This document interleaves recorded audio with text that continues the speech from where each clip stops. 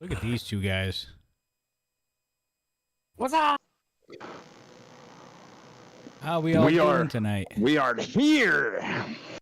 We are charged up. Oh, look, we got a new RMP pay-per-view membership supporter in Stevie Y. I think that was there during the premiere, but we'll shout him out anyway. Hey, Stevie. Stevie Y. Queen. Because he's subscribed. Queen Vampirus, Lilith, To-Do List Studios. How we all doing? To-Do List Studios is right. This was fire. It really was. All right. I believe that's it in chat. Give a little quick shout out to. Ladies and gentlemen, welcome to another episode of the Dudes and Belts Recharge Post Show here on Twitch. Not Twitch again, YouTube. No, it's YouTube, Johnny. I know. I know. I said this on Sunday. The Twitch thing has been embedded in my mind for over 2 years before we switched to YouTube. It's going to take some time. Promise. It will not be there too much longer, hopefully. Anyways, I am your host, Johnny Deathdrop, and yes, what a Fallout episode from Peak of the Pack that we just witnessed about 15 minutes ago. Before we get into everything, let's introduce the panel for tonight. On the left, we have the one that lives way up there on the east coast of Maine, the inventor of the Beacon of the Week, the one and only Coastal Crusader. What is going on, everybody? We had a lot of things happen tonight that were strange, in between, and really, really good. We saw a Karen sighting. My favorite Karen, Curtis Cole, was on the show.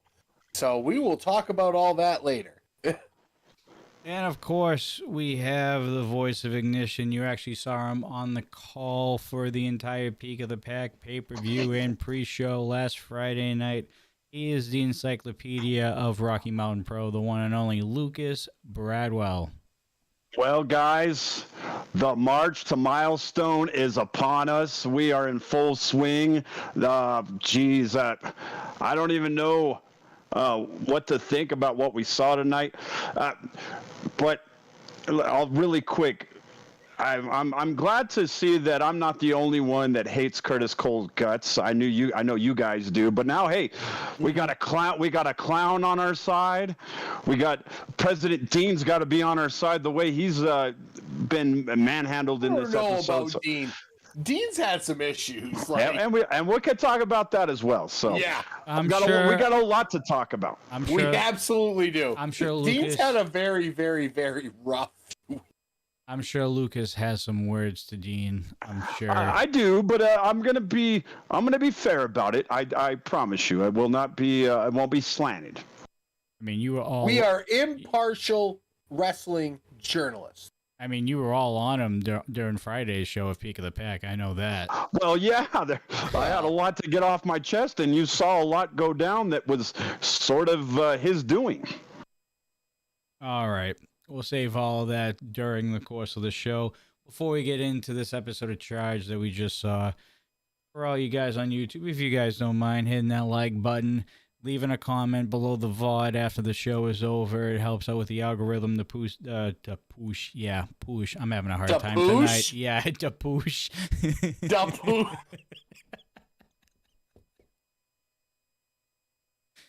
Oh, we are right off to a start tonight. All right. I guarantee you it's in a dictionary somewhere around the world. Okay, salt and pepper. Slide and push it. Let's go. Push, La Bouche. Remember there was a group called La Bouche? Yeah, hey, well, you know what? I know what you're doing. That is how Sergey would be.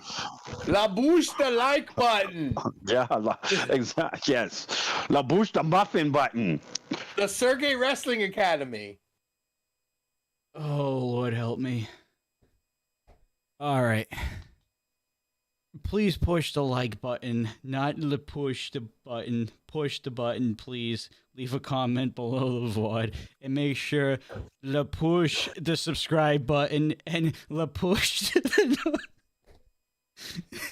and push the notification bell so you don't miss another episode of Dudes and Belts and Charge. We're Could we please have La Pouche? Johnny, did you get a visit from Cushman? What's going on over there? I'm on like 2 hours of sleep, and I got a 17-hour shift Lucas, tomorrow, man. so- I'm feeling it right now. So real quick, Lucas, at Peak of the Pack, when I first saw the first tag team, that was Mick Diamond and Atiba. I was like, man, we are just Cushman away from Puff the Magic Dragon. Yes, I was there. I was watching your guys' review. It was a great review, by the way. But yeah, it would have been Puff the Magic Dragon, but I unfortunately there was no Puff, so I had to just call it Magic Dragons. Yeah. He came out later, but anyway. Yeah. All right, we're already starting off the night by creating new vocabulary. This is great. All right. Well, it's not horse cockery, but Yeah. That's something I have to use for Reignite. I got to remind myself that. Just make sure you do all the things on YouTube, please and thank you. All right, moving on. Let's talk about this episode before I get myself in too much of a tongue twisting night. We started off the show, ladies and gentlemen, with Danger Dean and Curtis Cole backstage talking about, well, mainly Curtis complaining about how he doesn't have a... Hold on. Curtis was asking to speak to the manager. Let's get that straight. Karen was asking to speak to the manager. Yes. By manager, I think you mean El Presidente. Well, that is the manager. At this juncture, Karen was asking to speak to the manager. Anyways, I'm going to turn this over to Lucas because I think there's a little bit of confusion here in why Curtis thinks that he should have a shot at the RMP championship or any championship for that matter, considering he's been gone for about a month and a half. Yeah. Okay, so let's put it all into perspective. So after Never Broken, it was supposed to be Curtis Cole was supposed to be wrestling El Rey Leon and Craig Fairley, and they were supposed to have a series of matches that was supposed to get him into that Four Corners #1 contenders match. Unfortunately, he broke his finger, wasn't able to be in that program. Sky Hossman took his place, so he was not able to be in that #1 contenders match. This is where he thinks that he deserves to be in that because he broke his finger. Well, crap happens.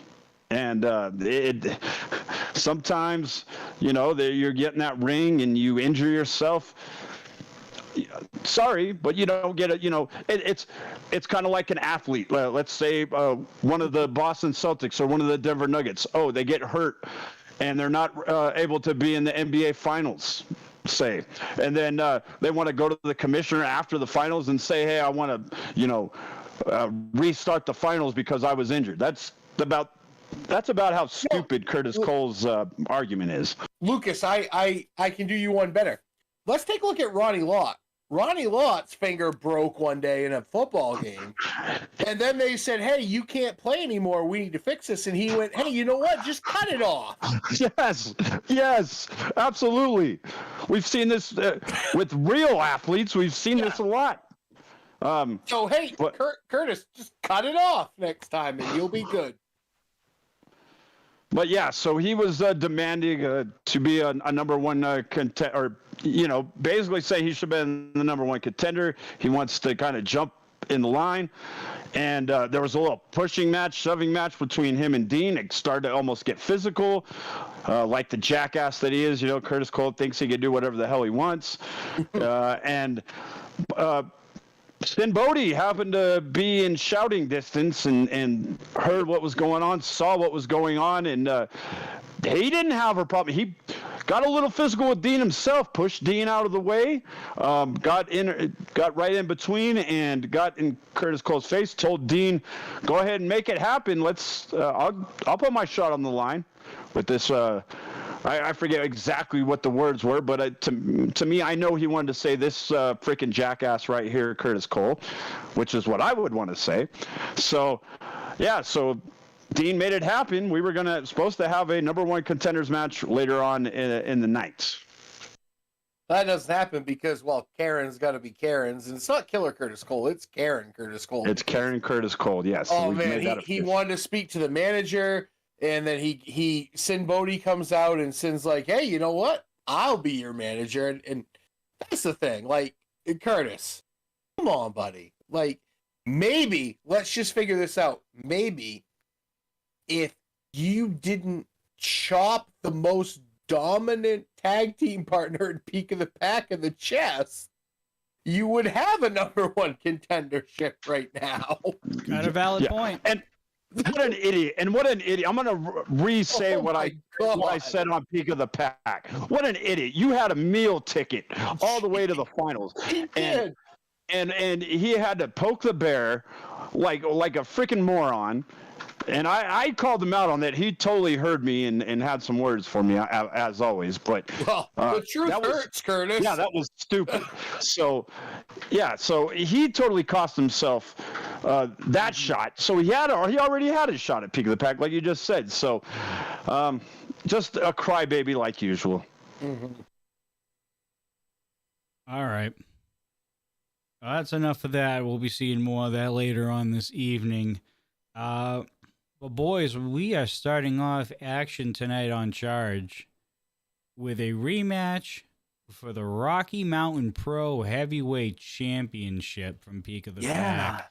Dax Draper versus David Drake. What a way to start off the Fallout episode of Charge. Absolutely. I mean, I didn't expect this. We ended Peak of the Pack with, the Peak of the Pack match, but we ended with David Drake and them and Dag Draper shaking hands. We come back to Charge. It's the first thing I get to see in the ring, and I'm like, okay, let's go. And Dag Draper was absolutely up for the challenge. We see him. He's all business when he comes out to the ring, and he has a game plan, and I really liked his game plan. He concentrated on the hands, and I really like that because we know the Mandible Maul is a big move for David Drake, and he starts stomping on hands and really working that. And hey, if you can't feel your fingers, you can't do them all. And that really seems to be a great game plan. I think we need to see more people adopt that against Drake moving forward. We get near the end here, and then Drake. This is something I didn't expect out of Drake. I really didn't expect him to use the ref as an implement of destruction. He gets in the way. Unfortunately for Spicer, he gets, drop kicked. It surprised me. Drake has never done that before. He has taken, various means to get a victory, but I've never seen him involve the ref before, so this was new. Seems to me like maybe he's getting desperate because he was not able to really put Dak Draper down. For the first time in a long time, this seemed like a match through a lot of it that Drake looked normal. He did not look like the superhuman horror monster that we had seen before. Lucas, I understand that he is to you and he would be to me if I went through that as well. But for the guys in the ring, he seems vulnerable. And it seems like he's getting desperate. And this just showed it tonight. And it showed it in the end, too. He wasn't able to put Draper away after that, and he went to the pipe. Thankfully, Dean comes out and puts an end to this. I mean, I know we get disqualification, which, to me, it was the disqualification to throw it out, because if it's disqualification, doesn't he lose the title? Well, no, it was a no contest. Okay. Is what so. Okay, no contest. So the president obviously was a big part of that, so it's his decision. So it went no contest, and I mean, when is enough, though, Lucas, for Dean? When we see the pipe again, we see him using the ref. When is enough that we are going to do something about David Drake? That's a good question. I will say at least we saw him try to do something tonight, get physical at least, and he wasn't scared. Mm-hmm. I'll give Dean credit. He looks to be like he's finally fed up with Drake, so maybe he'll finally come up with a solution that will neutralize this problem that's David Drake, because something's got to be done, but at least now we're seeing a little less fear out of Dean. We're seeing a less fear out of the opponents of David Drake, like you mentioned. Even I'm starting to get at least a little bit more comfortable being around. I can at least be in the same arena without, walking out and having a breakdown, which I couldn't have said a few weeks ago. So it's one of those things, though. You see him every week, and he started out as Zeus, and now he looks like a bum on the streets. Like, what is going on with Drake? You wonder if maybe even all this this persona of his is caught up to him, and maybe it's too much for him. I don't know, and I'm not trying to say that I think this is who he really is, but maybe it's gotten to him too much. He can't control his life, whatever his life is. To be honest with you, I don't know. So there's definitely a vulnerability, at least, that we're seeing. So that gives us hope that somewhere down the line, someone is going to be able to do something that'll not only take the belt away from this guy, but to take away the stranglehold that he's had on the company with all the chaos that he's caused. Let me give you a question for you guys, because I think you were kind of approaching this topic, but just went off just a tad. When was the last time David Drake successfully defended the Rocky Mountain Pro Championship in a clean pinfall or a submission? Ray Leone? Back in January, right? Yeah, I think that's correct, yeah. So we're almost 6 months. If I'm Danger Dean and I'm looking at that stat alone, I'd be doing something about that. Yeah. Now what is Chris D trying to imply here with his comment over here? Didn't Drake start looking bad right around when he had a roommate for a couple of weeks? I wonder who that roommate is. Are you trying to say that maybe he got tired of me and I could be a part of it? Yeah. Drake's had a few roommates. Let's not forget not only Lucas, but Owen Easton, Dak Draper, as far as we know, Sergey. Maybe it was Sergey. Yeah, Sergey could drive you way crazy. We need to look out for Sergey Pro Wrestling Academy after Peak of the Pack. That was a great tag team. So, match happened, no contest. Once again, David Drake walks out still with the title without a clean pinfall or submission. We go backstage, and then we see more of the fallout that we saw in the ring between Dax Draper and Dean. Do we have any info on Dak's suspension, Lucas? No, we do not. Dean has said that he's given him the next few weeks off. From what I understand, we may not see Dak till Milestone if Dean even has anything for him to do at Milestone. So, we won't see him for the next 3 or 4 episodes of Charged.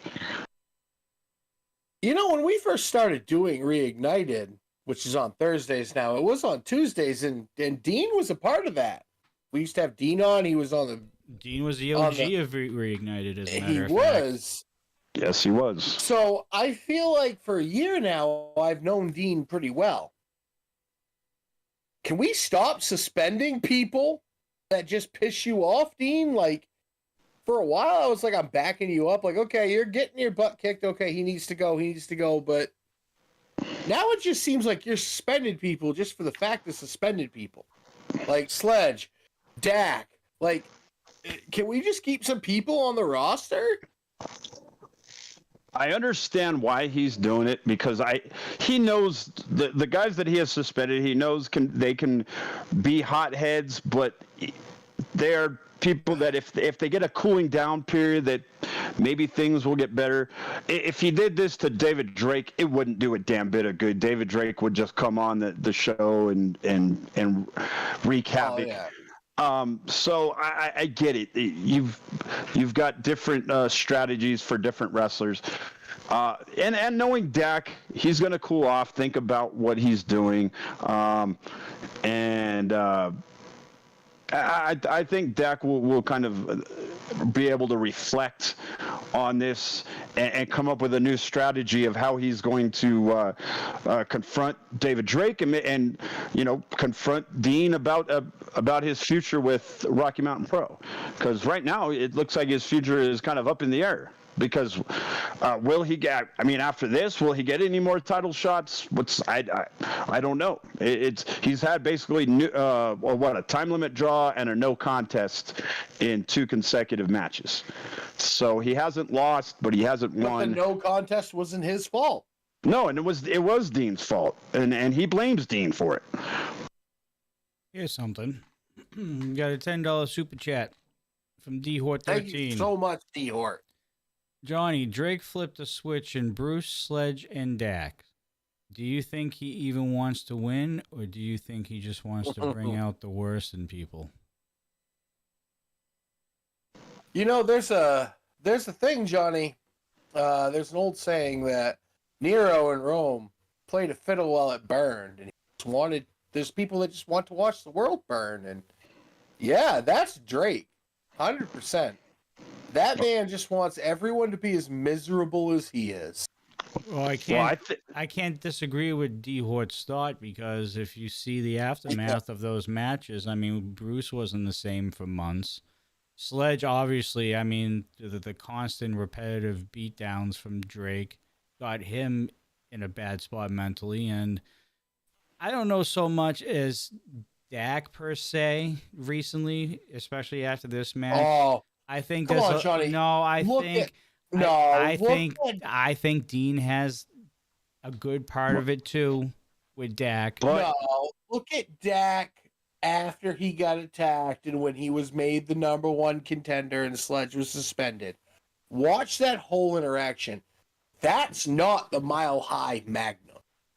He is not right there.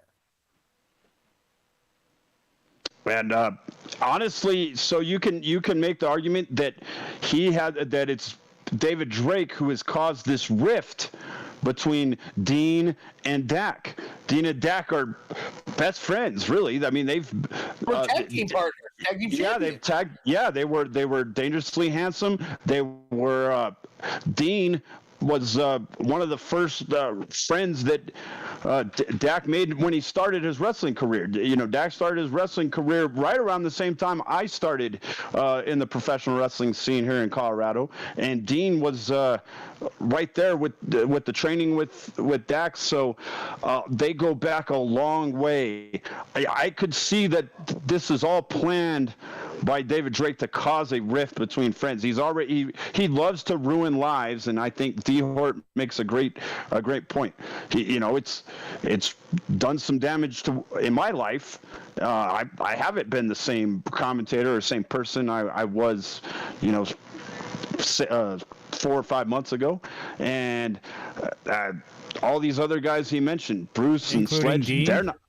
And Dean, yeah. Dean. We're seeing Dean. Dean has fallen into he has went down this landslide of his leadership ability. His leadership ability has been compromised, and I think and David Drake is the sole reason, because everything else Dean has done a great job with leading this company, but when it comes to David Drake, he doesn't have a clue on what to do. Not that I do, but he has gotten Dean all upside down when it comes to his leadership. You know what it is, Lucas? It's not that Dean's scared or that Drake scares you, or he is scary, and it's not that he makes you desperate. Because let's face it, you look at Bruce Wayans, he stalked him for weeks, and Bruce wants to be the center of attention. He wants you to face him head on, and Drake knew that's what he wanted, he wouldn't do it. It drove Bruce crazy. And then you get to Sledge, and he was so much more physical than Sledge. Sledge wants you to face him face to face and be physical. Well, he didn't. He finds what it is that will just manipulate your mind to a point that frustrates you, so you feel desperate and you make bad decisions to try and end it quickly. He finds the point where you can't go any further and you make that desperate decision. And that is what is the scariest thing about David Drake is he's a physical monster. But when you get in the ring with him, you're only at about 75% mental capacity because the other 25% he's corrupted in the weeks leading up to it. All right. We spent a lot of time on this. This is only just going to progress. Well, he's the as we get champ, Johnny. closer. We should. I get it. But we've been on this topic for about 10 minutes, and we still got more than half the show to go. Yeah, we got a lot to talk about. We got a lot to talk about. And we'll have plenty to talk about on the March to Milestone as we've got a month to go. Because don't forget, ladies and gentlemen, there still is no number one contender as of right now, especially after what we saw on Charge. Well, not officially. Nobody's there challenging is for the RMP championship yet. A contender. There is a He's contender. just clowning around. Yeah, right now it is Sin Bodhi is the number one contender. He hasn't lost that. He hasn't lost that right yet. Yeah, but it hasn't been official. Well, we don't know when he. It's official. He's the number one contender. Oh, We yeah, just don't know when. I know that. Yeah. We'll find out. I'm sure really soon. All right. For all you guys that are joining us tonight, if you guys don't mind, please push in that like button. La push. La push. And make sure you're subscribing to Rocky Mountain Pro, and make sure you push that notification bell so you don't miss a single episode of Dudes and Belts or Charge or Ignition every week. You'll be notified right off the bat. And, of course, leave a comment below the VOD at the end of this show. Let us know how we did, and let us know your thoughts about what happened at Peak of the Pack and what you guys want to see going forward. You guys don't want to miss anything leading up to Milestone. All right. We have more action. Boy, what a fight this was. Craig Fairley going up against Damon Ace, who is now officially your number one contender for the NRW Championship against Mercury Yaden at Milestone. That was made official last Friday night. Yeah, no, I mean, this is what we come to expect from Craig Fairley. I mean, we saw him against David Drake, and then we see him against David Ace, a very similar matchup, very physical, and he just brings it. I mean, Craig Fairley is going to bring a fight to you no matter who you are, how big you are, how small you are, if you're a high flyer, if you're a ground and pound. Like, Craig Fairley is the real deal. He might be one of the very few 5-tool athletes in Rocky Mountain Pro right now. He is that guy. He is the guy you don't want to see across from you in the ring. And for Damon Ace tonight, who is normally the guy you don't ever want to see across from you, he was the welcoming committee for a very long time here at Rocky Mountain Pro. The new guys got thrown to him. Unfortunately for him, he has one thing on his mind, and it's Mercury Yaden. We see that tonight. Craig Fairley puts up a great fight, and he really takes Damon. And I'd really like to see if Mercury wasn't at ringside doing commentary for this match. I would like to see this match continue because Damon just cannot get over the fact that Yaden is in the world. Like, there is not, I don't know if the Wimmer's certainly not big enough for the both of them. And, you know, Craig Fairley's going to pick up a win here via count out, or they threw the match out. I didn't really know because, unfortunately, Damon just has his eyes on Yaden. He wouldn't get back in the ring. He just wanted Yaden no matter what, and it interrupted the match. So if the Wimmer's not big enough, I don't think Lucas Colorado is big enough for Damon Ace and Mercury Yaden. I'm not sure Planet Earth is big enough for these two. Damon Ace doesn't even like the fact that Yaden exists. Yeah. In at all. He doesn't like having Yaden even breathe the same air as he does. It's. I think it bugs him still that Yaden is still the heart and soul of our company. He still is, and I think that bugs the hell out of Damon Ace. He is obsessed with ending that existence of Mercury Yaden being, the guy that has been the backbone and the heart of our company. And I think he wants to do whatever it takes to erase that, and that he is the guy that everyone looks up to, that he is the guy that leads this company. And he's hellbound on doing it.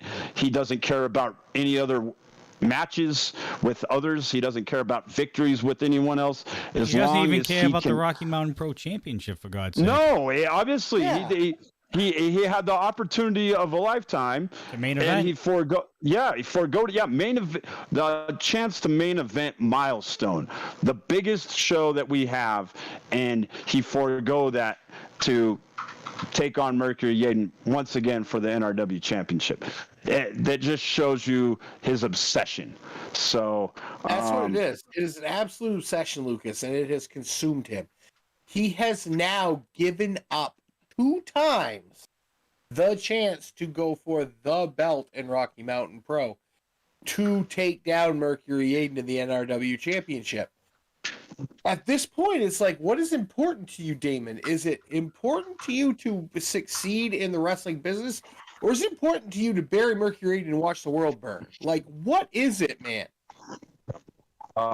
Lilith makes a great comment. Yeah, you go ahead and read it, Johnny. But yeah, I totally agree with what she said. There's a couple valid points there. And that single-minded determination can be super beneficial, or it can be a hindrance. Only time will tell. That was the first one. And the second one that she posted, whereas Yaden doesn't seem worried about retaining his championship at all. Absolutely, 2 very valid points. And that also follows D Hort's $5 super chat, which is saying, "I wish Niles Plunk would come back and spill some slosh juice on Damon's new shirt." The only thing, honestly, Johnny, the only thing that would have been better than Yaden being Damon Ace's partner at Peak of the Pack was if Derek Stone had been Damon Ace's partner at Peak of the Pack. Yes, that would have been great. I would love to see the interaction between Derek Stone and Damon Ace. If it's anything like Lord Mitchell Taylor and Derek Stone, oh my, it'll be great. But Craig Fairley was pretty hard at the end of this too, and actually went after Yaden too. I mean, let's face it, Craig Fairley. We tout him every week, and he is the real deal, and he's amazing. But he is the future, no question about it. He is, but let's face it, he didn't get done against David Drake. He hasn't gotten it done. He hasn't had a lot of wins. He's had some horse cockery, as Bud Bellflower would say. He won the Aces Wild tournament. What do you mean he hasn't had any wins? I know, but did he cash in? He came pretty damn close. Close is only in horseshoes and hand grenades, Johnny. The more you keep getting close and close and close and not succeeding, you get more frustrated. 2 months ago, he wouldn't have snapped on Yaden because he knows Yaden has his best interests in mind. Now he's getting frustrated because he hasn't cashed in on any of these opportunities. He wasn't able to finish this opportunity against Damon Ace. No, he's getting frustrated. This is where he has to be careful, because this is where that mental part of his frustration can start to seep in, and he can start falling further. You know, the thing, the harder you squeeze, the more it slips through your fingers. That's where he has to be careful right now. He's in that position. He can't squeeze too hard and press too hard, or he's going to get frustrated and press, and it's going to start falling away. Well, this is the time of the year, guys, where tensions are at an all-time high because we Agreed. are, we are, and so everyone's running a little bit high. Everyone's running, that the temperature is gotten hotter, and everyone's feeling the pressure, and really, the Craig Fairley wants to have a good spot on Milestone, wants to have a high profile match. Had a good opportunity. If he was successful against Damon Ace, for crying out loud, who knows what could have happened for him. So, and he feels that, if Mercury Yaden would have been able to control his temper on the outside and not gotten that match called a no contest, that maybe things could have worked out a little different for him. So of course he's going to be pissed at Yaden. Everyone's going to be mad because people are getting involved in other people's matches, and it's costing them. There's a lot to be to be emotional about, and that's totally understandable by Craig Fairley. He just needs to kind of harness that, and hopefully it'll translate to victories in the ring, and he can get to where he wants to be. Put it this way: we have, I believe, 30 days left. 30 days left until Milestone. Let's see. Today's what, the 2nd? Yeah, but it's 31 days in May, so yeah, 30 days left. It'll be 4 weeks from this Thursday when we go on Ignition. So yeah, There's only a short period of time where it's either you step up or you get left behind this Milestone season. I'm sorry. It's time to grind, and the boys and girls in the back know. Yeah, the boys and girls in the back know what time it is.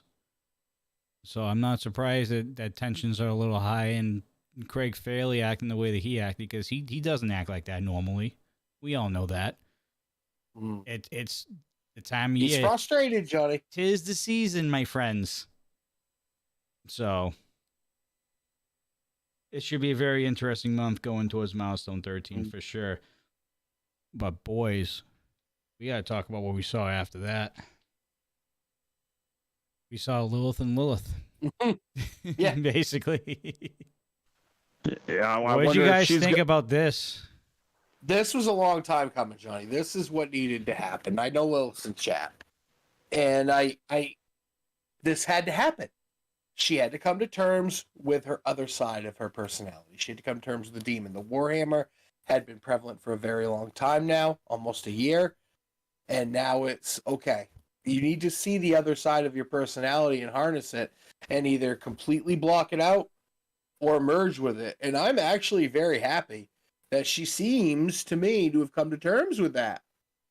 And she seems to be like, okay, let's see if we can make this work. And the ending where she was smiling and laughing, I'm like, this is great. I'm like, they are in trouble.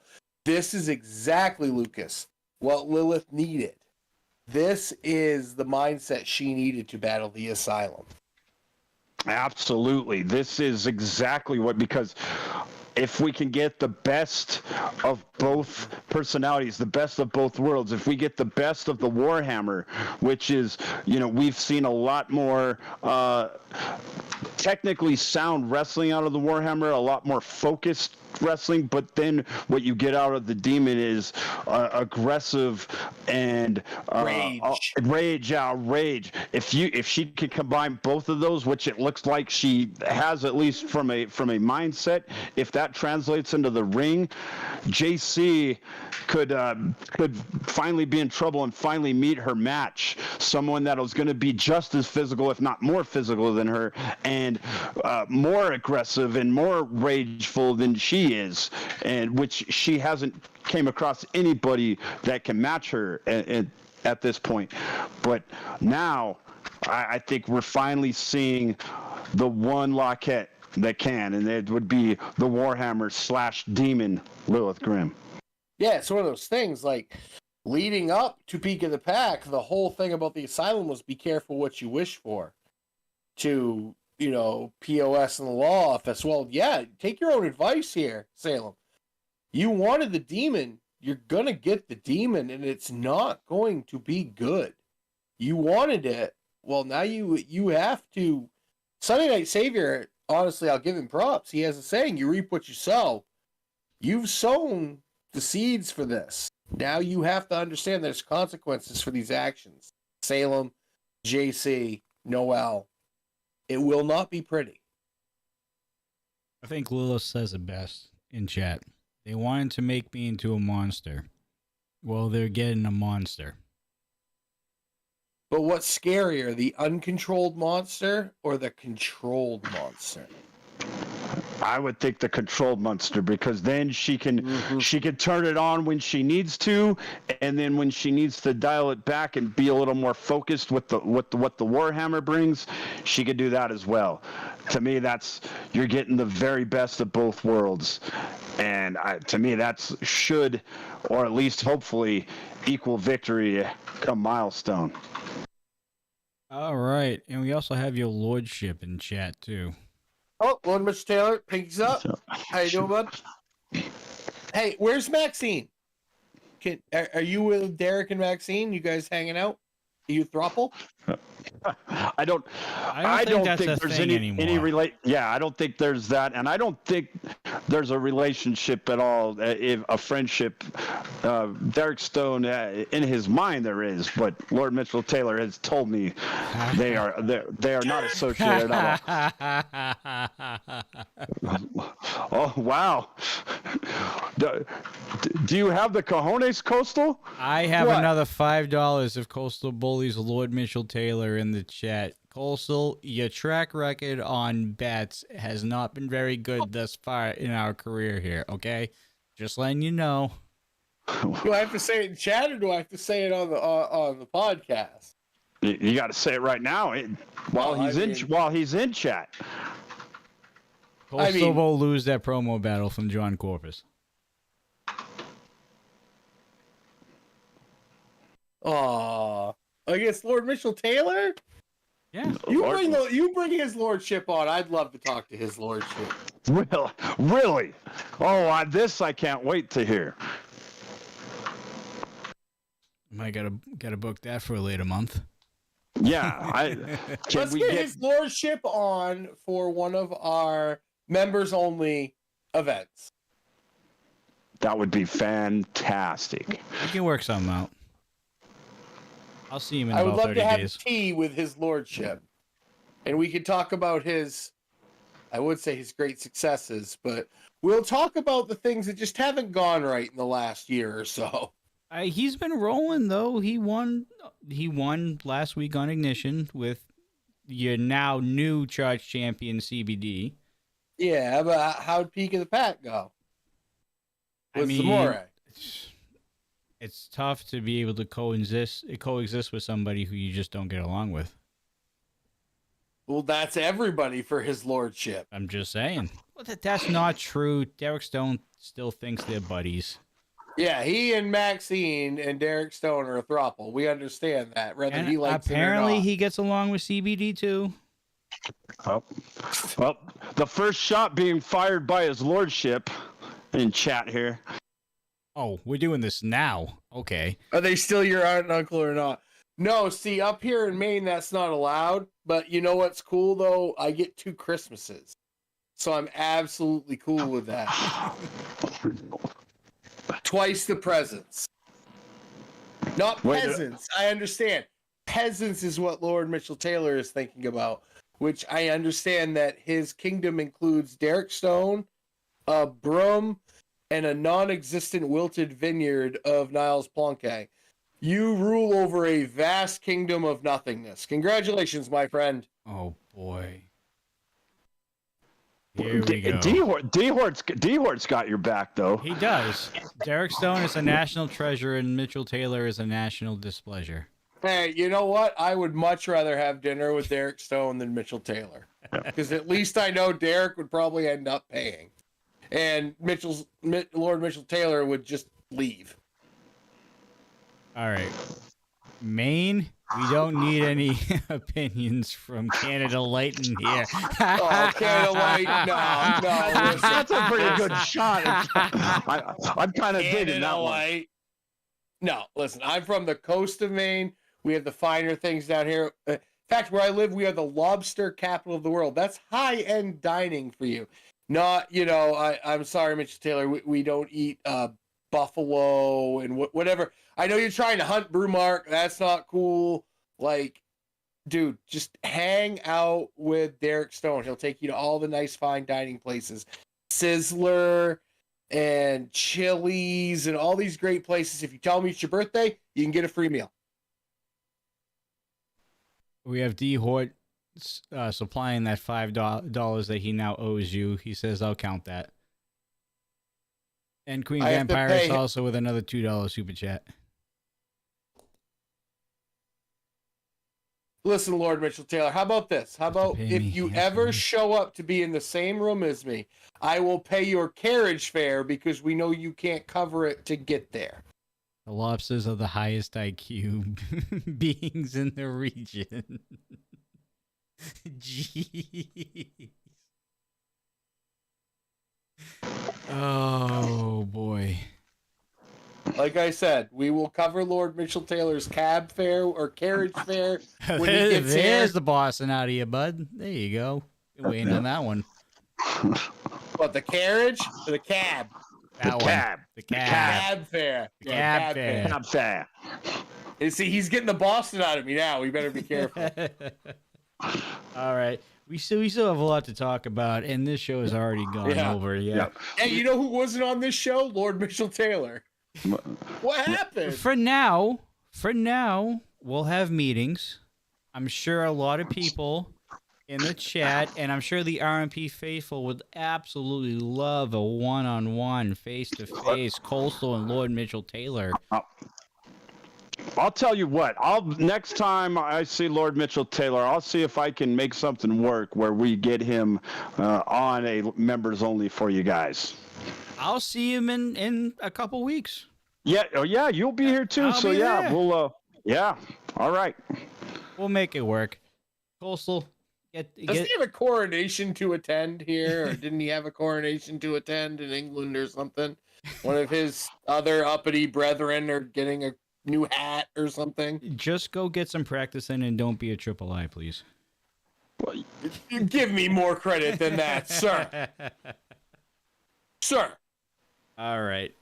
We got to move on. You'll see me Thursday, unfortunately. There you go. Oh, he is? Yeah, he's going to be here for Ignition and the Charge tapings. That's right. There you go. I'll see him. We'll maybe I'll have Derek Stone ask him. I know they get along so good. So it is one of his only subjects. That's a lab subject. It's private jet or nothing. All right. Moving on, we gotta talk about plane. We gotta talk about Skylar Slice and Manny Lemons here backstage. Apparently, the breakup is official. Skylar Slice is no longer the squeeze to Manny Lemons or whatever he called her about a month and a half ago. What are you guys' thoughts on this breakup? You guys think it was best for business, I guess you could say? Man, Madeline Grapefruits just has not had much luck on swiping right or left here on girls lately. Unfortunately, he has thrown away a couple of good ones here. And I think here, this has nothing to do with Skylar Slice. I think she was an asset to him, and he is looking for a scapegoat. And I think it's a poor decision, Lucas, for Mr. Lemons to sour himself like this. Absolutely, this was a poor decision. You've got someone like Skylar Slice on your side, and she's, helping your career. And okay, I get it. You weren't successful in your bid for being the number one contender. I don't see how in the hell that was her fault.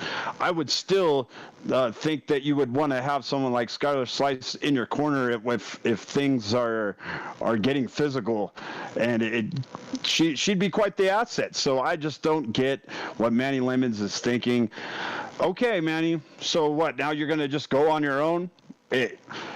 All right, It didn't work when you had someone, bud. No, yeah, so we'll see. maybe he can. Maybe he's been distracted. Maybe he's been distracted with them being in his corner. I'll kind of give him the benefit of a doubt, but I kind of don't think this is going to work out like he thinks it will. I think Skylar Slice is going to be able to concentrate now, and we'll see her back at the top of that Lockettes division very soon. All right, moving on. There's really nothing much to really add to that. That was just a good breakup for Skylar. I think she won in this. Yeah. But ladies and gentlemen, there is officially trouble in paradise with the law office. Oh, yeah. Brothers are not happy. Yes, sir. We look back, they were looking back at the peak of the pack. Nobody in the law office did fairly well last Friday, and it seems like all the frustrations is starting to boil over, and we saw a good glimpse of it between Preston, Johnny, and Caden. We absolutely did. We didn't see Sky or Lola there, who both were, again, unsuccessful in their attempts at peak of the pack. Yeah, the law office had a really rough time. And brothers are not happy right now. Caden is upset that Johnny did not break up a pin for him. And, I mean, let's face it, if either one of them had a chance to win that, I mean, it was Caden, right? I mean, Johnny really, he's just out there because he's Johnny. I mean, he's the other half of JK Pop. He is the J of JK Pop. But we really like the K-pop, right? You don't think JK Pop, you think K-pop. So, I mean, Caden had a gripe, I believe, that Johnny should have come in and saved him for the kick out. Johnny was too busy thinking about himself when it really should have been, if they got to the end and they got to be part of the Final Four, they were on the same team. But at least one of them could have brought something home. You know, the needs of many outweigh the wants of few, right? That's what So, I mean, Lucas, did Caden have a gripe here? I think he did. Honestly, they both had a gripe. But, okay, they came across a buzzsaw known as Dalton McKenzie. The guy absolutely dominated that peak of the pack match. And they both... what doesn't mean just about everyone in that match fell victim to Dalton. So, it's a situation where I think they need to regroup. I think they can get back to what they were, but it's gonna take a lot of communication and healing, and we're gonna see just how good of a lawyer Preston is, because Preston said he's gonna try to get a meeting with Dean again. Where we've seen now he's had meetings in the past and they've actually worked out okay. He didn't really have to do much to get Lola into that position, so we'll see. Maybe with Dean's state of mind, maybe Preston can pull some magic and get these two back on the same page. There's just a lot of hurt feelings because when you lose a title that they held for so long, this is the first time they're not involved in the tag team championship in Milestone. This is the first time since Milestone 9. Think about it. Milestone 10. Milestone 10. They were in the tag team match. They actually defeated the tag dudes that night. I called that. Milestone 11. They were the tag team champions. Milestone 12 last year. They were the tag team champions. So, yeah. I lost the bet then. So it's the first time in 4 milestones that they will not be involved in the tag team championship match. Mm-hmm. It's also, if you think about it, this is a big point for them. Like, I understand that Caden is upset, Johnny is upset, but this is what Preston said when they were there. You notice when he was all alone, he was like, wait, do I get 10% of both? The dude was thinking about 2 Christmases. Like I said before, yeah. He's not a dummy, though. It's a legitimate. The bottom line is the money, right? Not, or at least for Preston, the bottom. Yeah, it's the bottom line is the money. I don't think he has the best interests of them in mind. Caden, listen, Caden, I don't think he has your best interests in mind. I'd be careful of Johnny too. Just think about that, Caden. John Corpus says Preston is a gold digger. Oh, he ain't messing with no. Never mind. Wow, D. Hort is bringing the heat tonight with this comment. Preston needs to just focus on the AA dropout, which she's talking about Sky, and the great value Nickelodeon character. Wow. Now, Bringing now the listen. heat. Now listen. That's Nick Jr., first off. Thank you, Johnny. You're welcome. You leave Diego's sister alone. She is okay. She's on an adventure. It's her cousin, so now you've got to get it right. Well, I agree with him about, AA flights, and I don't know if I'd fly with Sky. That's all I got to say. It's a nice chat. Hello, referees. Yep. Hello, Wow. referee Alice. Yes. Chat is on fire tonight. Apparently, the only thing you need to do to get Coastal to do a promo battle is just give $5 in super chats, and he'll do whatever you want. Burger King. Burger King. As you can see, he's still going. All right. So, yeah, there's trouble in paradise for the law office and JK Pop and really everybody involved in that little faction over there. Only time will tell what will happen, but they're going to try and find a way to get themselves a milestone one way or the other. They're fighting in chat. Look. Who is? Look, they're fighting in chat. Preston's, I'm not a gold digger.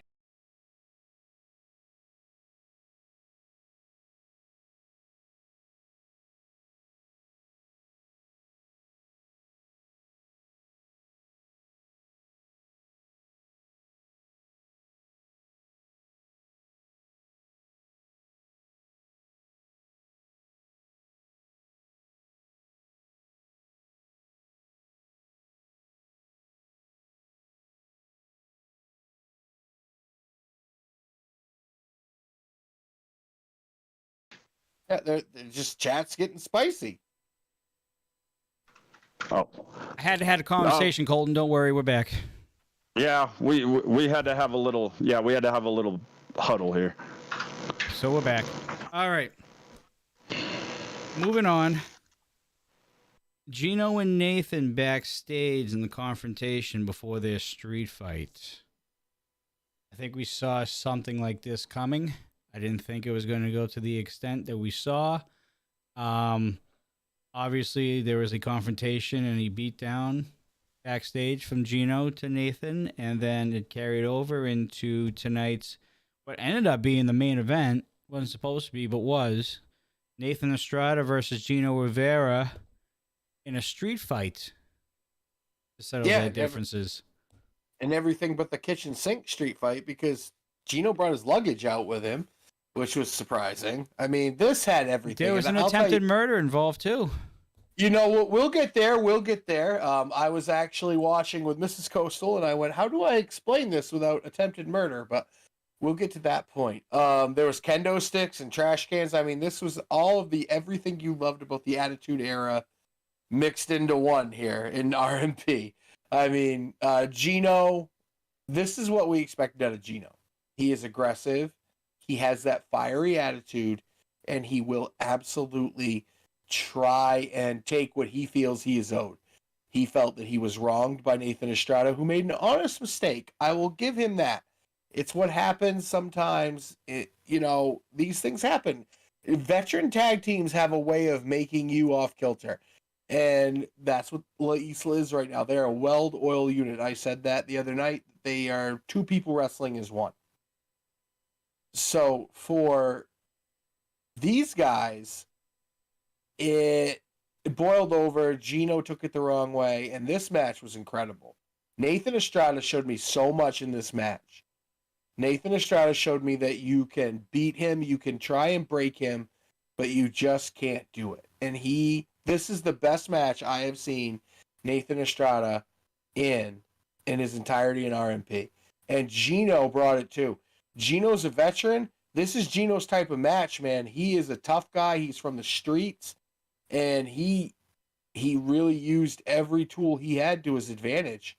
But Nathan Estrada tonight showed me that no matter what, he is the real deal. And I felt this for a while. And I think Nathan Estrada is going to be one of those guys you're going to see, Lucas, in the next few months. He's now put Gino to rest.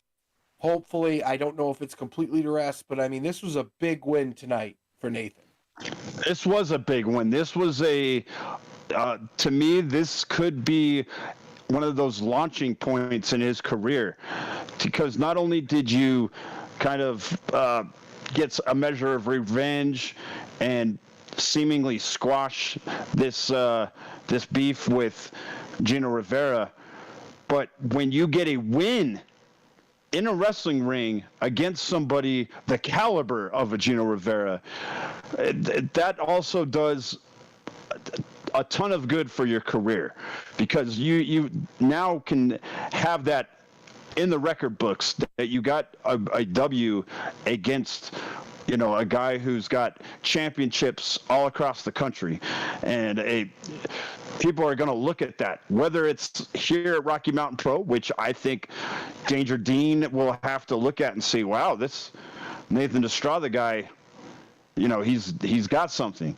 And also other places are going to see that this was a big win to do it on the stage of a Charged, our flagship show. That's big time for Nathan Estrada. So yeah, kudos to him.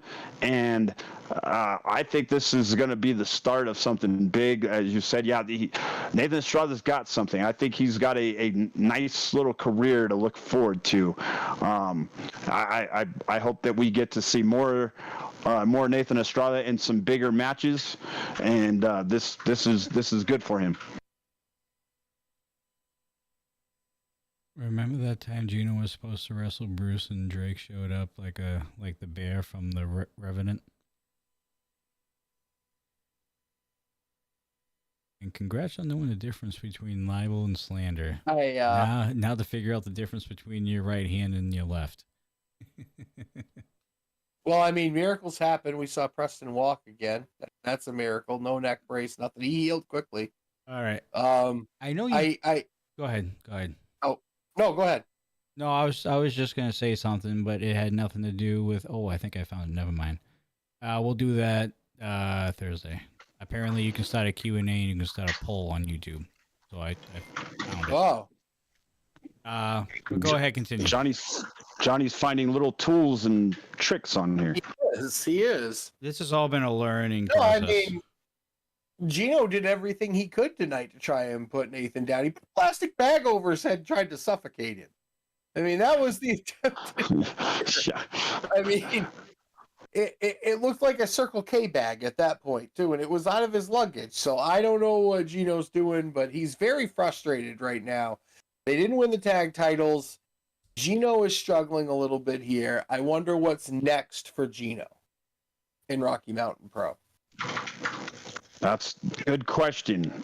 I think that you're going to start seeing frustration boil over a little bit more, because he has told me personally that he wants a Rocky Mountain Pro Championship. He feels that that's the one thing that has eluded him through his career that he really wants, because he's had other titles in this state.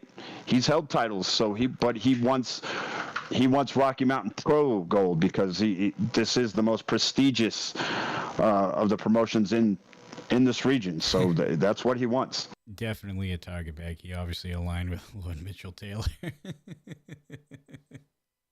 All right. Apparently that wasn't the only thing that boiled over, because at the end of the show, obviously there was supposed to be Sin Bodhi versus Curtis Cole, and that did not happen due to time constraints, which, it's fair. You have to have these shows done at a certain amount of time, and it just wasn't time. It was just a straight out brawl. Yeah, and it just ended up with Dean, Cole, and Bodhi getting it on, I guess. We didn't really see Dean a whole hell of a lot after he got pulled away from commentary, but we definitely saw Curtis Cole and Sin Bodhi go at it. This is going to be a very interesting couple weeks here for these three gentlemen that we saw going off air tonight. What are your thoughts on this real quick? And then we're going to wrap it up with a question for chat to post for later on. listen, Curtis, I know you don't always make the greatest decisions. And this is another one here. If you want to go full, I want to speak to the manager, and the manager Sin Bodhi. That's a bad idea. I would just let this one go. You made a bad choice. You had the golden ticket in Peak of the Pack, and you threw it away. Choices have consequences. And no matter how bad you try and bully Dean, because that's what you're being right now, Curtis. You're being a bully. And the clown is going to tell you you're being a bully. And I will tell you from experience, being that close to Sin Bodhi is terrifying, Curtis. You're going to find that out. Yeah, a couple things. Curtis Cole, he still believes that he is at that caliber to be Rocky Mountain Pro champion. But we haven't really seen that Curtis Cole as of late. Because his finger hurt. Yeah, but that's part of it. But even before that, we've seen glimpses. He's still capable of going in the ring. There's no doubt about it.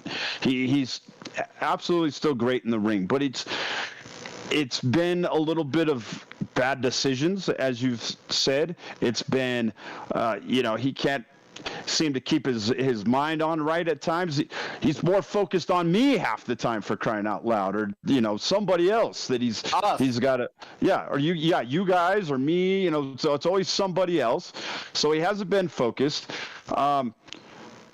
He's just I don't know that he's ready mentally for that. But hell, he decided he was going to take his shot. He took his shot at Dean, and Sin Bodhi seems to be going to give him what he wants. Are we going to see?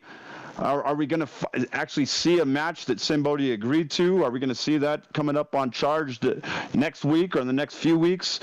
A lot of question marks, and Sin Bodhi is. You're right. Sin Bodhi is just the wrong man to mess with, because Sin Bodhi is unpredictable. He just doesn't care about any. He doesn't care about anybody trying to bully him. He doesn't care about that. He just you're gonna mess with him. Okay, let's do it. Look who he hangs out with. Yeah. Nine and happy. Yeah. They have no cares in the world. They don't. And so, okay, Cole, you want it? All right, buddy. Let's see what you got. Yeah. So that we're like the Southerners say, we're fixing to find out what Curtis Cole has. Mm. So I tested something out, clearly. I see that. I voted. There is a poll going up, but I also want you to answer that question below in the comments. I want everybody who turns on this VOD later on to be like, what are these guys talking about, so they can look at it and see what we're talking about here. Who would you rather be, or who would you rather hire as your personal lawyer? Preston or Triple I? I already answered. And you I've said been Preston? on the other side of Triple I as a manager before. I don't not a want to lawyer. Not a lawyer. If it's any indication on how I ended up as his manager, I'd be in jail forever. I just feel that if Triple I was my lawyer, for whatever reason it would be a mistrial. Off the start, it would just be a mistrial. Unless it was crimes against lotion, you're screwed. Right? Yeah, it would, I think the ref. I mean the judge would just throw it out.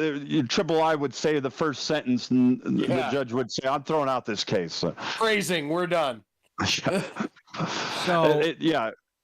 So I'm looking at this, and there's no time limit, so you can have this same poll up the entire show. What I think we're gonna do, now that I found this, and there's also a Q&A too, I found on YouTube, so you can ask a question and have people answer in chat as we go on throughout the show. I think we're going to utilize these throughout the course of our shows from now on.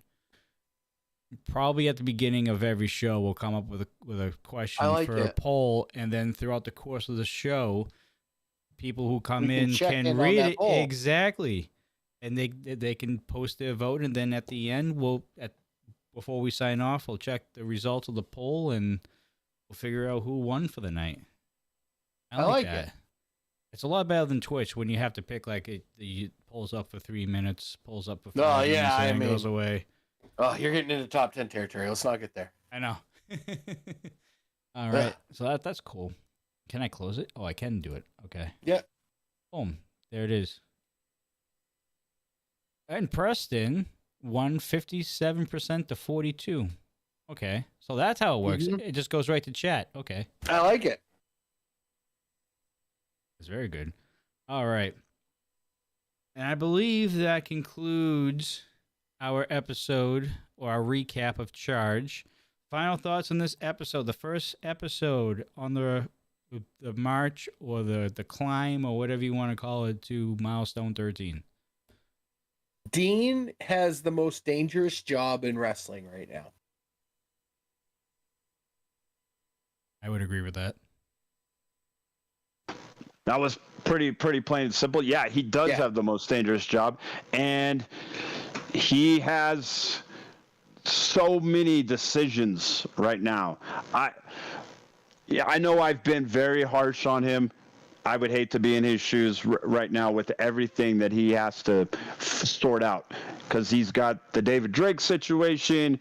He's got the situation on who the number one contender for that is right now. It's Simbodi. He's got stuff he's got to deal with as far as Yaden, and he's just got so many things to deal with. And it looks like Preston's going to be bugging him some more, so I'm sure that's the last thing on his mind. Yeah, just a very busy time for the president, as milestone is just 4 weeks away. All right. And that is going to conclude our crazy and wild episode of Dudes and Belts Recharge tonight. It was a fun night, I think. Chat was fire tonight. Oh, yeah. They were all over the place. It was great. I believe, and to his lordship. till we meet again. That's how you were supposed to say it, but that's okay. Nah. All right. So, correct me if I'm wrong. We have Ignition on Thursday. We have Reignited after that. Beer Start on Friday. Is that correct, Lucas? Yeah, the Beer Stop Friday. We've got Romero's on Saturday, and the Tap Room up in Conifer on Sunday. So starts up. Okay. Snowpack. Yeah, the Snowpack Tap Room. Yep. So yeah, that we've got 4 days in a row of shows starting on Thursday. Nice. All right. So RMP is going to be busy. So if you're in the Denver area or the Colorado area for that instant, go check out RMP. Go check out their website, rmpwrestling.com. You'll find out all the locations and addresses for these places and when they will be performing there next. I believe this is the Mile High Flea Market. D-Hort. Yep, you're right. The Mile High Flea Market. I almost forgot about that. Yeah, I was trying to think. So yeah, 5. So actually 5 different shows in 4 days. Wow. So, Are you splitting up for that day? I'm assuming. RMP. No, I think we're doing Mile High Flea Market in the early afternoon. I think it starts at noon, and then Romero's will usually, I think it's a 7:00 start time if I'm not mistaken. So noon to, I think we'll go noon to 4 at Mile High Flea Market, shoot up to Lafayette, which is only about a 15-20 minute drive, and then that's not bad. Yeah, it'll be just like the old days of like 2-a-day wrestling shows on Sunday, one in the afternoon, one at night. That's right. That's what it's going to be. It's going to be a action-packed weekend. Love it. All right. So RMP is going to be busy. They're going to be on the road this weekend. So if you're in the area, make sure you check them out again. The addresses and the times and days of every event throughout the course of the year will be on rmpwrestling.com. Under the events tab, I do believe, or you can just tune into us. We'll let you know if and when they perform, because they've added and they've subtracted over the course of the past couple months. But I think we're on the steady track of We're in the Plans summertime. change, pal. Yep, we're in the summertime, and it seems like everything is going to be up and running from here on out, at least until October. Oh yeah, there's gonna be a show almost every weekend of some kind. We've even got Taco Festival coming up pretty soon as well. So Top Taco. I was That's at right. Top Taco last year. It was awesome. Go to Yep. Top Taco if you can. All right, and of course, Milestone 13 is June 1st, starting at 7 p.m. at the Wimmer Arena. Of course, if you're going to be in the area, like me, you should definitely show up and cheer on RMP in their biggest event of the year. Or if you can't and you're going to be watching on YouTube, remember, folks, $9.99 gets you not only Milestone 13, but the entire year's worth of pay-per-views that Rocky Mountain Pro puts on every year. It's a recurring membership, so once you pay it once, unless you decide to cancel it yourself, it just keeps on rolling over every month, so you don't have to worry about it. And you get all the pay-per-views, and you get all the perks from being an RMP supporter and the pay-per-view membership perk as well. So you get it all for just one low price of $9.99. It's like 2 coffees. Basically, yeah. Yeah, not even Venti. Those are grande coffees. We have Dunkin'. We don't use stupid stuff like that. It's large, extra large. Yeah, good for you guys. Welcome to Dunkin'. What do you want? That's how they do it in Mass. Words of advice: watch out for dinosaurs. Yeah, I heard you guys ran into a Yeah, I Velociraptor heard. or whatever they are down there. Yeah. Brew made friends with the dinosaur. That's par for the course. All right. And as always, folks, Ignition this Thursday, same time, same place, 6:15 p.m. Mountain Standard Time, here on YouTube and at the Wimmer Arena. Pre-show starts at 6:15 when the main card starts at 6:30. And then right after that, you will get your Dudes and Belts reignited with myself, Coastal, and Marky at 8 p.m. Mountain Standard Time, 10 p.m. on the East Coast. And other than that, I believe that's it. So, for myself, Johnny Deathdrop, Coastal Crusader, the voice of Ignition, and the Encyclopedia, Lucas Bradwell, we will see you guys on Thursday for another episode of the Dudes and Belts Reignited Post Show. As always, folks, stay safe, stay classy. See you on the next one, and make sure you la push